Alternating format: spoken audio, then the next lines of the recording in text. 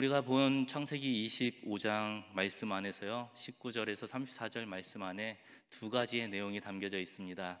하나는 이삭이 두 아들 에서와 야곱을 낳는 장면이고요, 또 하나는 이들이 이제 장성해서 에서가 자신의 장자의 명분을 동생 야곱에게 파는 그러한 장면의 내용입니다.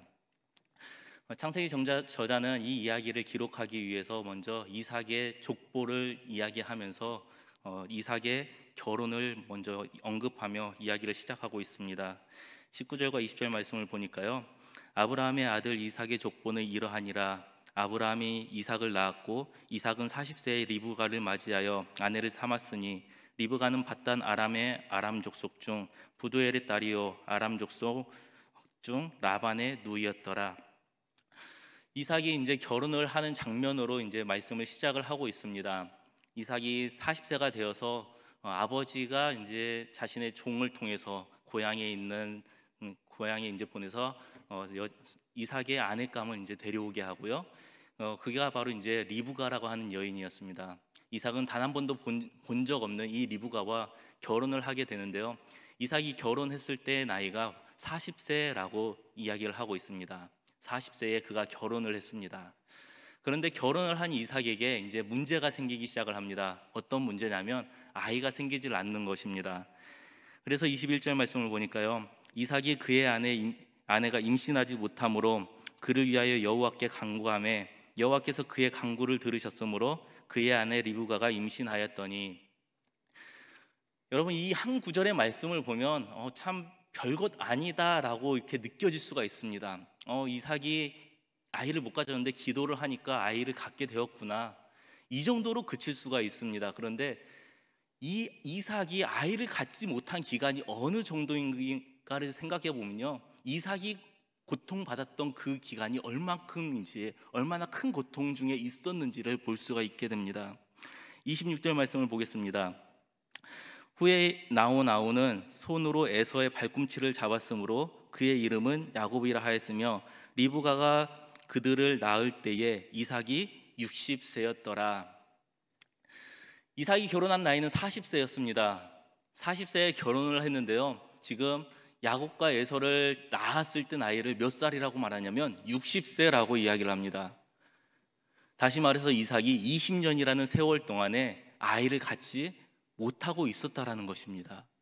여러분, 아이를 갖지 못한다는 게 얼마나 큰 고통인지 혹시 아십니까?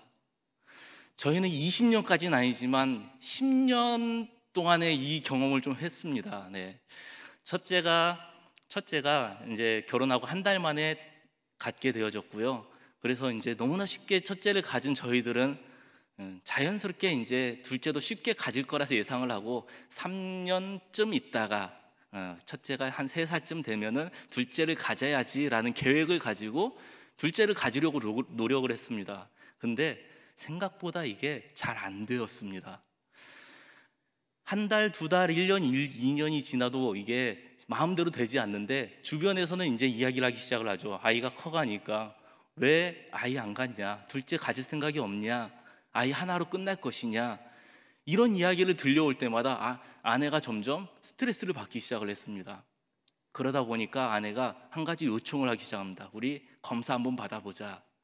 그리고 나서 이제 산부인과에 가서 검사를 받았더니 검사 결과가 뭐라고 나오냐면요, 나팔관이 막혀서 자연 임신이 불가능합니다 라고 이야기를 하는 것입니다.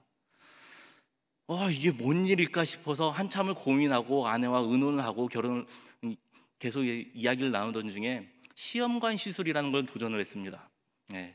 2차례 시험관 시술을 도전을 했는데, 첫 번째는 시험관 시술을 하면서 이제 아프다, 너무나 이렇게 고통스럽다, 이 과정이 너무나 힘들다라는 이야기들을 들으면서 아내가 조금 약하게 시도를 했습니다. 그래서 이제 첫 번째 결과는 실패로 돌아갔습니다. 첫 번째 결과가 실패로 돌아가고 한 1, 2년이 있다가 또 다시 이제 첫 번째 도전했던 것이 아쉬움이 남아있는 거죠. 왜요? 완전히 이렇게 우리가 최선을 다해서 한 게 아니었기 때문에요. 한 번 더 해보자 하고 시험관 시술을 한 번 더 도전을 했습니다. 그리고 이제는 할 수 있는 최선의 것으로, 최대한의 것으로 도전을 했고요. 이 시술이 마쳐질 때 의사가 뭐라고 이야기를 했냐면요, 인간의 의술로 할 수 있는 모든 것을 다 했습니다. 조건이 너무나 좋습니다. 아이가 태어날 수 있는 순서가 있다면 영순이입니다. 이런 이야기를 들었습니다. 이제는 되겠지? 이제는 될 거야. 그래, 이제는 가능할 거야. 이렇게까지 이야기하고 의술적으로, 의학적으로 이렇게까지 했는데 이제는 되겠지. 여러분, 이런 마음을 가지고 있는 저희들에게요, 두 번째 시술 역시 실패로 돌아갔습니다. 어떤 마음이 들었을까요? 이제는 안 된다. 역시 생명은 하나님께 있구나. 그렇죠. 생명은 하나님께 있습니다. 그럼에도 불구하고요, 끊임없이 주변에서 들려오는 이야기들은요, 끊임없이 우리에게 스트레스를 가져다 줍니다. 왜 안 가니? 왜 둘째를 안 가니? 가질 생각이 없는 거니? 언제 가질래? 벌써 아이 나이가 이렇게 컸는데 언제 가질래? 여러분, 이 말 한마디가요, 얼만큼 스트레스를 가져다 주는지 모릅니다. 너무나 큰 스트레스였습니다. 그러다가 이제 결국은 하나님께서 큰애가 10살이 됐을 때, 10년이 됐을 때 하나님 둘째를 주셔서 둘째를 이제 갖게 되었는데요. 여러분, 이삭의 고통이 마치 이런 고통보다 더했을 것입니다. 지금 현대 의술로는요, 그래도 왜 불가능한지, 뭐가 원인이지라도 알 수 있죠. 이때 당시는 의술도 그렇게 좋지 못했습니다. 왜 임신이 안 되는지 알 수조차 없는 시절이었고요. 더군다나 이삭은요, 어떤 마음이었겠습니까? 아버지가 하나님으로부터 언약을 받았던 사람입니다. 하나님이 아브라함에게 하늘의 별과 같이 바다의 모래와 같이 너의 민족을 풍성하게 만들 것이다. 그리고 그걸 누구를 통해 이룰 것이냐? 이삭을 통해 이룰 것이다. 약속을 받았던 약속의 사람이 바로 이삭이었습니다. 그러니 이삭의 심중에는 우리가 아이를 못 갖는다? 이런 생각은 차마 꿈에도 못했을 것이죠. 왜요? 하나님의 약속이 있는데요. 큰 민족을 이루겠다고 했는데요. 아이가 없으면 큰 민족을 못 이루잖아요. 그런 이삭의 마음에, 그런 이삭의 가정에 하나님께서는요, 태의 문을 열어주지 않으신 겁니다. 불과 20년이라는 어마어마한 시간 동안에요. 여러분, 이삭이 이 20년 동안 안 해본 게 있을까요? 인간의 말들 속에, 사람들의 말 속에 이거를 하면은 임신을 할 수 있어, 이 약을 먹으면 임신을 할 수 있어, 이렇게 하면은 임신할 수 있어, 모든 소문은 다 가져다가 다 도전을 해봤을 것입니다. 인간이 할 수 있는 모든 것은 다 해봤을 거예요. 저희도 그랬던 것처럼 할 수 있는 모든 건 다 합니다. 그런데요, 그럼에도 불구하고 안 되면 결국은 어떻게 되냐면 인간은 하나님을 찾게 되는 겁니다. 하나님을 찾고 하나님을 간구하는 거죠. 그래서 21절에 이렇게 이야기를 하는 겁니다. 이삭이 그의 아내가 임신하지 못함으로 그를 위하여 여호와께 간구하매 여호와께서 그의 간구를 들으셨으므로 그의 아내 리브가가 임신하였더니, 결국에는 하나님께 매달릴 수밖에 없었고, 하나님께 매달리는 그 모습을 바라보면서 결국 하나님은 그의 기도를 들어주신 것입니다. 그리고 그의 태의 문을 열어주셨죠. 그렇게 태어난 아이가 바로 에서와 야곱이었습니다. 야곱과 에서가 태어나게 되었고요, 이 에서와 야곱이 태어나는 과정 속에서도 여러 가지의 일이 있었습니다. 임신을 한 리브가, 아이만 태어나면 너무나 좋을 것 같은데 이 아이들의 태동이 너무나 심각한 겁니다. 너무 심한 이러한 상황 속에서 이 아이의 지금 이 뱃속이 어떠한 상황인지 초음파를 들여다볼 수도 없는 그러한 시국 속에요, 너무나 심한 태동이 마치 큰일이 난 것처럼 여겨졌습니다. 그래서 리브가 또 하나님께 기도하죠. 하나님, 이게 도대체 무슨 일입니까? 하나님이 그때 가르쳐 주신 게 바로 23절의 말씀입니다. 여호와께서 그에게 이르시되 두 국민이 내 태중에 있구나. 두 민족이 내 복중에서부터 나누으리라. 이 족속이 저 족속보다 강하겠고 큰 자가 어린 자를 섬기리라 하셨더라. 하나님이 리브가에게 말씀해 주십니다. 네 안에, 네 뱃속에, 네 태중에 두 아이가 있다. 두 국민이 있다. 그런데 뱃속에서부터 이미 나누어져 있고 큰 아이가 작은 아이를 섬길 것이다. 하나님이 리브가에게 말씀해 줬습니다.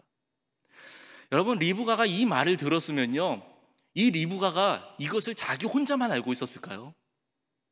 지금 이 일은요, 굉장히 심각한 일이에요. 왜냐하면 당대의 이제 팔레스타인 안에서는요, 장자의 그 권한은 장자에게 주어지, 처음 태어난 아이에게 주어집니다.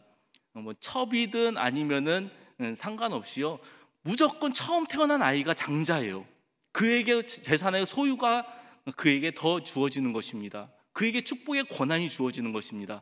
그런데 지금 하나님은 뭐라고 말씀하시냐면요, 큰 아이가 작은 아이를 섬기겠다고 말씀합니다. 장자가 바뀌게 되는 역사가 하나님이 이루어진다고 말씀합니다. 근데 이것을 알고 있는 리브가가 혼자만 알았을까요? 이삭에게 이야기를 안 했을까요? 함께 의논을 했겠죠. 하나님이, 내가 태동이 너무 심한데 하나님이 큰 아이, 쌍둥이가 있고 이 큰 아이가 작은 아이를 섬기겠다고 이야기를 하는데 이걸 어떻게 받아들여야 할지 모르겠다. 충분히 이야기하며 의논했을 것입니다. 그럼에도 불구하고요, 이삭은요, 자라나는 과정 속에서 누구를 더 사랑하고 누구를 더 편애하고 누구를 더 받아들이냐면 에서를 받아들인다고 이야기를 합니다. 28절 보니까요, 이삭은 에서가 사냥하고 사냥한 고기를 좋아하므로 그를 사랑하고 리브가는 야곱을 사랑하였더라. 그렇죠. 이제 그럼에도 불구하고 이삭은 하나님의 말씀을 귀 기울이지 않고 자라나는 아이의 모습을 보니까요, 큰 애 에서는 남자답고 사냥을 좋아하고 너무나 터프하고 충분히 가문을 이어갈 만한 그러한 그릇인데, 이 둘째 아이를 보니까 너무나 소심하고 남자답지 못하고 우리의 가문을 충분히 이끌어가지 못할 그러한 그릇처럼 보이고, 날마다 장막 속에서 주방 안에서만 이렇게 엄마를 따라서 졸졸졸졸 따라다니는 그러한 모습이 마치 이거는 장자의 그릇과 같이 여기지 못했던 것입니다. 그래서 이삭은 누구를 더 사랑하냐면 에서를 더 사랑하였다라고 지금 고백하고 있습니다. 그런데 리브가는요, 야곱을 더 사랑하였다라고 이야기합니다. 리브가는요, 왜 야곱을 더 사랑했다라고 이야기는 하지 않지만 그럼에도 불구하고 앞에서 이야기한 내용을 보면은요, 하나님이 리브가에게 말씀하셨기 때문일 거라 추측을 해봅니다. 하나님이 리브가를 향해서 네 뱃속에 있는 이 두 아이 중에 작은 아이가 큰 아이가 작은 아이를 섬기고 작은 아이가 큰 아이보다 더 위에 서는 그러한 놀라운 역사가 이루어질 거야. 하나님이 리브가에게 직접 말씀하셨기 때문에 리브가는 그 말씀을 붙들고 살아갈 수밖에 없었던 것입니다. 이 아이가 남자답지 못하고 사냥을 그렇게 잘하는 건장한 그런 남자다운 터프한 모습이 없다 할지라도 그럼에도 불구하고 하나님은 이 아이를 선택했으니 하나님이 이 아이를 쓰실 거야. 이게 리브가의 마음에 있었던 것입니다. 그래서 리브가는 야곱을 더 사랑했습니다. 그렇게 자라온 야곱과 에서 이 두 형제 안에 이제 결정의 날이 다가옵니다. 무엇이냐면 장자의 문제가, 우리가 잘 알고 있는 내용이죠. 장자의 문제가 이제 발생을 하게 되는 것입니다. 에서가 하루는 사냥을 하러 나갔습니다. 사냥을 하고 돌아오는 길에 너무나 배가 고팠습니다. 근데 야곱이요, 그 시간에 뭘 하고 있었냐면 집에서 팥죽을 쓰고 있습니다. 팥죽을 열심히 쓰고 있는데 돌아와 보니 에서가 이 냄새가 너무나 좋게 느껴지고 너무나 배고픈데 이 냄새가 너무나 자신을 홀리게 만드는 것입니다. 그래서 야곱을 향해서 권유를 합니다. 야곱아, 내가 너무 배고파서 죽겠으니, 내가 너무나 힘드니 이 붉은 것을, 이 팥죽을 나에게 주라. 나에게 한 그릇 가져다 주라.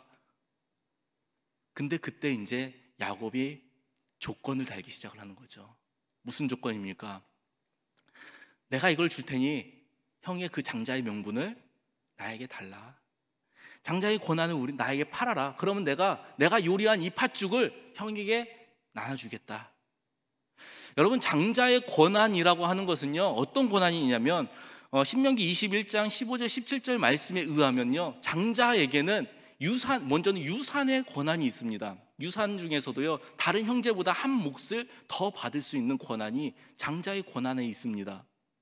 다시 말해서 만약에 10명의 형제가 있다고 한다면요, 아버지의 재산을 나눌 때 어떻게 나누냐면 11등분으로 나눠서 두 몫을 장자가 가져가게 되는 겁니다. 야곱과 에서처럼 두 형제밖에 없으면요, 그 유산을 3등분을 나눠 가지고요, 두 몫을 장자가 가져가게 되고 한 몫을 차자가 가져가게 되는 것이죠. 이게 장자의 권한입니다. 세상적인 유산을 나눌 때 쓰여지는 모습이죠. 근데 장자의 권한 안에는요, 이러한 권한만 존재하는 게 아니고요, 영적인 축복도 이 장자권 안에 속해 있는 것입니다. 레위 지파가 세워지기 이전까지는요, 이스라엘 백성들의 대표할 때 이스라엘 백성들 안에서 가장이, 장자가 그들의 제사장의 역할을 감당을 했습니다. 그래서 이 모든 영적인 축복이 누구에게 흘러가냐면 장자에게 흘러가는 게 이스라엘의 문화였습니다. 에서는 지금 이 장자를 소홀히 여기고 있는 것입니다. 내가 지금 죽게 됐는데, 내가 지금 죽을 판국인데 이 유산이 무엇이고 하나님의 축복이 무엇이냐, 내가 죽으면 아무 소용이 없지 않냐, 이게 에서의 마음이었다고 한다면 야곱은 그것을 너무나 사모했던 것입니다. 남자답지 못했던 야곱, 사냥을 하지 못하고 늘 항상 소심하게 엄마의 졸졸졸 따라다니며 부엌에서 요리나 하고 있던 이 야곱에게 있어서는요, 하나님이 없으면 안 되는 것이었습니다. 하나님이 함께하지 않으면 도저히 세상을 이겨나갈 수 있는 힘이 그에게는 존재하지 않았습니다. 그러니 하나님이 나에게는 없으면 안 되는 그러한 존재였죠. 이게 야곱이 장자권을 탐내는 욕심이었습니다. 근데 이 영향을 누구에게 받았겠습니까? 바로 리브가였습니다. 어머니를 날마다 따라다니면서 어머니와 함께하면서 어머니가 무슨 이야기를 했겠습니까? 야곱아, 너는 태중에 있을 때 하나님이 너를 선택했다. 태중에 있을 때 너를 선택했고 큰 아이가 작은 아이를 섬긴다고 하나님이 직접 나에게 말씀했어. 너는 형보다 뛰어난 사람이 될 거야. 하나님 너를 크게 사용하실 거야. 끊임없이 이 리브가가 야곱에게 이야기했을 것입니다. 그렇기 때문에 이 야곱도 자라면서 장자를 욕심을 냈던 것이고 장자권을 탐냈던 것이고 하나님의 그 영적인 축복이 자기에게 함께하기를 그토록 간절히 바래서 오늘의 이 사건을 일으킨 것입니다. 기회를 엿본 거죠. 사냥을 하고 돌아온 형, 너무나 배고파서 힘들어하는 그 형의 타이밍을 잡아서 팥죽을 쓰고 떡을 만들어서 내가 이것을 줄 테니 장자의 고난을 나에게 파시오. 그렇게 해서 얻게 된 게 바로 장자의 고난입니다. 여러분, 주님이 이 말씀들을 통해서 우리에게 바라고 주님이 우리에게 원하시는 게 무엇이겠습니까? 하나님은요, 우리에게 이 말씀들을 통해서 하나님의 역사하심을 보기를 원하십니다. 하나님은요, 우리에게 일할 수 있는 여건들이 충분히 많이 있지만 그럼에도 불구하고요, 우리가 하나님을 바라보지 않고 우리가 하나님을 찾지 않고 우리가 하나님을 구하지 않으면요, 하나님은 우리에게 일하지 않으십니다. 하나님이 이삭을 선택했고 이삭을 통해서 큰 민족을 이루기를 마음 먹었지만 그럼에도 불구하고 이삭이 하나님을 바라지 않고 이삭이 하나님을 찾지 않고 하나님을 구하지 않고 하나님께 간구하지 않고 하나님께 매달리지 않으면요, 하나님은 일하지 않으십니다. 결국 이삭이 세상의 모든 것들을 다 해보고 도전해보고 안 돼서 하나님을 찾고 매달리고 간구할 때 하나님이 그에게 기도를 들으시고 그의 태문을 열어주신 것처럼 하나님은 우리가 하나님께 매달리며 나아갈 때 하나님의 뜻을 우리를 통해 이루신다는 것입니다. 여러분, 그럼에도 불구하고 우리의 연약함이 무엇입니까? 하나님을 경험하고 하나님을 만나고 하나님이 함께하면 분명히 알지만 그럼에도 불구하고 우리의 삶 속에서 끊임없이 무너지는 게 우리의 모습 아닙니까? 하나님이 리브가를 통해서 이 작은 자를 내가 사용할 거다, 큰 자가 작은 자를 섬기게 만들 것이다 말씀하셨지만 분명히 그것을 이삭과 함께 소통하며 나눴겠지만 그럼에도 불구하고 이삭은요, 세상을 바라보고 환경을 바라보고 이삭이 자라는 에서의 자라나는 모습을 보면서 분명히 이건 뭔가 잘못되었다. 남자다운 건 에서인데, 가문을 이끌어갈 만한 인물은 에서인데 어떻게 야곱인가? 결국 그의 마음이 에서를 향해서 쏠렸던 것처럼 여러분, 우리가 세상에 살아가면요, 우리는 넘어질 수밖에 없고 무너질 수밖에 없고 때로는 흔들릴 수밖에 없는 게 우리의 마음이죠. 그 가운데서 주님이 바라는 것은요, 하나님이 함께 하셨던 걸 기억하기를 원하십니다. 리브가처럼요, 하나님이 그에게 말씀하셨던 그 모습을 기억하며 살아가는 리브가처럼 분명히 환경은 아니어도 분명히 형편은 아니어도 이 모습이 분명히 장자의 모습은 아니다 할지라도 하나님이 쓰신다고 하셨으니 너는 분명히 하나님이 사용할 충분한 그릇이 될 거야. 믿고 의지했던 것처럼 여러분, 주님은요, 우리가 하나님을 바라보기를 원하십니다. 우리의 환경이 어떠하다 할지라도 우리의 형편이 어떠하다 할지라도 주님을 바라보기를 원하시고요, 주님께 충성하기를 원하십니다. 그런데 우리의 모습이 그러지 못하죠. 이삭이 지금 이렇게 야곱보다 에서를 더 사랑했던 이유를요 보면요, 한편으로 생각해 보면 이삭이 직접적으로 하나님께 말씀을 듣지 못해서이지 않을까, 이런 생각도 해보게 됩니다. 여러분, 아담과 하와의 모습을 보십시오. 하나님이 아담에게 향해서 네가 이 선과 악을 알게 하는 이 나무 열매를 먹으면 너는 반드시 죽을 거야 라고 이야기했을 때 아담은 어떻게 해서도 안 먹으려고 했습니다. 그러나 하와는요, 누구를 통해서 듣습니까? 하나님께 직접 듣는 게 아니라 아담을 통해서 듣습니다. 아담을 통해서 들었기 때문에 이 하와가 뱀의 유혹을 통해서 흔들리게 되고 결국에는 넘어가게 되는 것 아닙니까? 여러분, 이삭의 지금 이 모습을 한번 다시 살펴보십시오. 이삭은요, 지금 에서와 이 야곱 속에서 하나님이 야곱을 선택했어. 이 야곱이 하나님이 쓸 사람이야. 큰 자가 작은 자를 섬기게 될 거야. 이 말을 직접 듣지 못했습니다. 누구를 통해 듣습니까? 아내 리브가를 통해서 듣습니다. 그렇기 때문에 한편으로는 야곱보다 더 에서를 사랑한 것 아니겠습니까? 만약에 이삭이 하나님께 직접 들었다고 하면은요, 하나님께 직접 이삭아, 내가 이 에서를 더 사랑한다, 내가 이 에서를 더 크게 사용할 거다, 하나님이 직접 말씀했다면 이삭은 또 한 번 다른 모습을 보여줄 수 있었을 거라 봅니다. 여러분, 우리는요, 때로는 하나님이 직접 우리에게 감동을 주시기도 하시고, 때로는 우리에게 직접 말씀하시기도 하지만, 때로는요, 사람을 통해서 하나님이 말씀하실 때가 참 많이 있습니다. 하나님의 종도를 통해서, 선지자들을 통해서 말씀하신 것처럼 하나님의 종도를 통해서 이야기할 때가 참 많이 있습니다.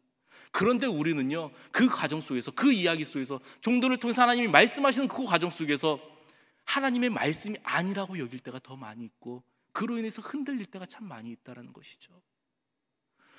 여러분, 주님이 우리의 모든 세상의 환경 속에서 깨어있기를 원하시고, 어떠한 환경 속에서 주님이 말씀하시는지를 분별하기를 원하시고, 그 모든 환경 속에서 주님의 말씀을 하시는 것들을 구별하면서 하나님의 말씀을 붙들고 흔들리지 않기를 원하십니다.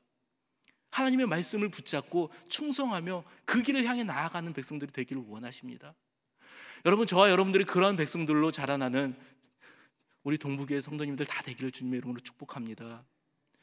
영적으로 깨어 있어서 나에게 직접 말씀을 하시든지, 성경의 말씀을 통해서 말씀하시든지, 강대상의 목사님들을 통해서 말씀을 하시든지, 아니면 옆에 있는 집사님들, 권사님을 통해서 말씀을 하시든지, 하나님이 하시는 메시지가 무엇인지 분명하게 깨닫는 저와 여러분들 되기를 원하고, 그 과정 속에서 우리와 함께 하시고 주님의 뜻을 말씀하시는 하나님의 뜻을 반드시 붙잡고 그것을 향해 나아가는, 그 뜻을 향해 이루는 저와 여러분들이 다 되기를 주님의 이름으로 축복합니다.